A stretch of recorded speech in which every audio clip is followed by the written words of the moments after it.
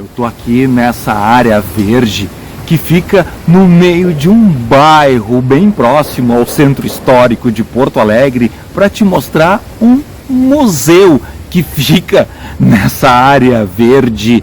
Lugares como esse só podia te trazer em destinos do sul, onde desenhando a nossa natureza, a nossa história e a nossa cultura. E esse museu fica numa casa construída entre 1845 e 1853.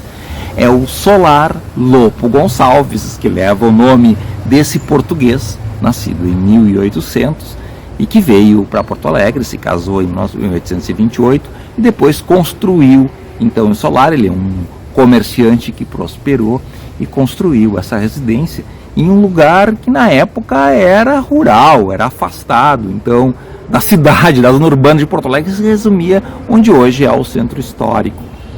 E ele, enfim, viveu durante quase toda a sua vida nesse lugar e até falecer em 1872, e depois ficou de herança para a filha dele e posteriormente vendeu já no século XX para a família Volkmer.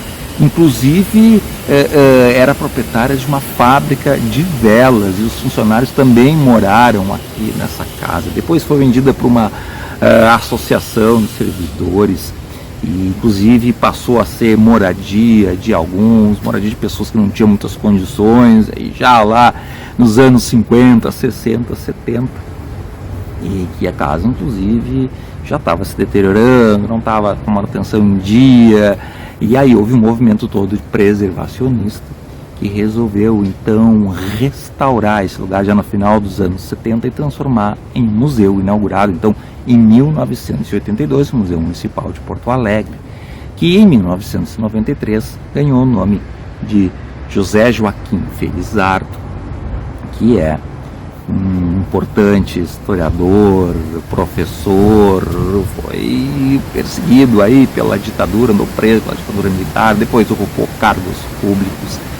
E o museu, então, abre suas portas para contar uma história. Ele abre há mais de 40 anos, ou seja, cerca de 4 décadas aí, que segue contando a história da cidade. E logo que tu entra, tu é recebido por essa mostra, então, que conta toda essa história que eu te sintetizei. Tem que vir aqui para conhecer um pouco da vida do Lopo Gonçalves, todas as outras etapas que eu te comentei que fizeram parte da história desse prédio. Inclusive tem uma maquete ali explicando como era, como é o solar, de maneira que olhar ter a visão geral e como é a divisão dos quartos que era da época.